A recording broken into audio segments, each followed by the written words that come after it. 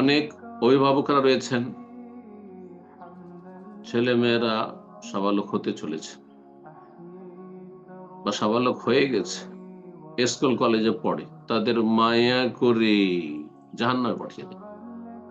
ফজরে উঠতে দেয় না, ফজরে উঠলে কষ্ট হবে। হ্যাঁ, অনেক গভীর রাত পর্যন্ত লেখাপড়া করেছে, পরীক্ষার সময় রয়েছে, হ্যাঁ, ঘুম পুরা হয়নি, নাউজুবিল্লাহ।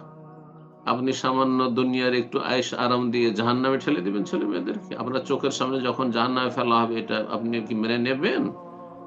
বরদাস্ত করতে পারবেন? এবং শুধু তাদেরকে জাহান্নামে নিক্ষেপ করা হবে না তাদের ফরজ ত্যাগের জন্য, আপনার অভিভাবক ছিলেন যেহেতু বিভ্রান্ত করেছেন, তাদেরকে অনুৎসাহিত করেছেন ফরজ আদায়, সুতরাং আপনাদেরকেও তাদের সাথে জাহান্নামে ফেলা হবে। তখন তো সেটা বরদাস্ত করতে পারবেন? আল্লাহর আযাব ভয় করুন, আল্লাহর পকড়াওকে ভয় করুন।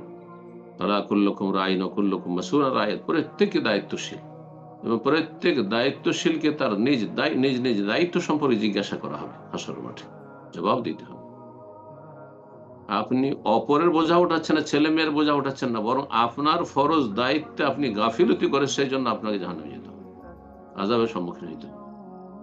সুতরাং সাবালক সাবালিকা হয়ে গেছে, কখনো তাদেরকে ফরজ অজেব বাধা দেয়, বরং তাদেরকে আপনি চাপ সৃষ্টি করে সেগুলি পালন করাবেন।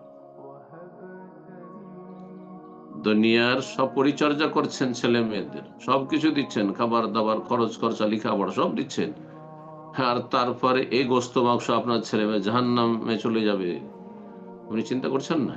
আল্লাহকে ভয় করুন, যদি পরকালের প্রতি ইয়াকিন থাকে তাহলে।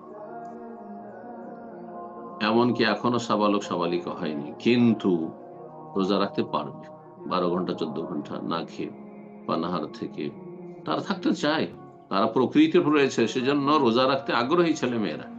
তাদেরকে বাধা দেবেন না, তাদের তরবিয়ত করুন। যেমনটা বললাম যে এত কচি বাচ্চা না হয়, যে 5 বছর 7 বছর বাড়াবাড়ি না হয়। আমাদের কিছু দিনী ভাই বোনেরা এরকম বাড়াবাড়ি করেন, 5 বছর 6 বছরের বাচ্চাকে তাদেরকে রোজা রাখাচ্ছে না, এটা করবেন না। 7 বছর পার হতে দিন, 8 বছর, 9 বছর, 10 বছর হচ্ছে, এই সময়গুলোতে আপনি সিয়ামের, হ্যাঁ, তরবিয়ত দেন, প্রশিক্ষণ দেন। যেমন সালাতের প্রশিক্ষণ নির্দেশ রয়েছে। আল্লাহ বুঝার আমল করার তৌফিক দান করেন।